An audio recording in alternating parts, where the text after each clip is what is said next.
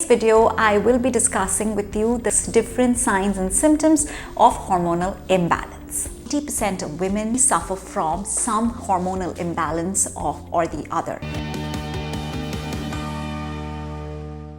Hi guys, welcome back to my channel. I'm Aditi Guha, and in today's video, I will be discussing with you the different signs and symptoms of hormonal imbalance. This channel is all about PCOS, hormones and weight loss, and if you don't want to miss any update from this channel, definitely click subscribe and the bell icon to be notified whenever we drop a new video. Some studies indicate that about 80% of women actually suffer from some hormonal imbalance or the other. And in fact, a large majority of them actually go through life without even realizing it. About 70% women who actually have a hormonal condition like PCOS actually aren't even aware of it. Now, this unawareness or this generally happens because people are not concerned till they are not missing their periods or suffering from infertility. It is only in these two conditions where a deep diagnostic work happens to understand why this is happening. So the purpose of this video is to actually enlighten you. This is the part 2 in signs and symptoms for hormonal imbalance. You can check out the part 1 where we cover these symptoms, and here we will be covering these, and you can check out this timestamp to hop around the video. Symptom number 1. Hot flashes. You've seen this in movies where a character wakes up from a traumatic nightmare drenched in his or her own sweat. Hot flashes pretty much have the same kind of effect, except that it is not caused by a traumatic event. It is caused by the decreased level of estrogen. About 70% women who are in perimenopause or are going through menopause will be experiencing this. And the reason this happens is that when the level of estrogen decreases, the body's thermostat, which is called hypothalamus, gets really sensitive to any kind of changes in body's temperature. So whenever the body gets a little hot, starts feeling hot, it leads to a chain of reaction like a hot flash to cool the body down. The next sign or symptom of hormonal imbalance is insomnia. Lack of sleep or the inability to fall asleep again gets a lot of association with stress.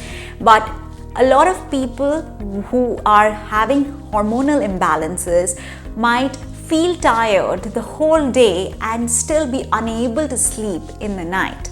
And this generally can be attributed to changes in thyroid level, testosterone, progesterone and melatonin, or a combination of all four.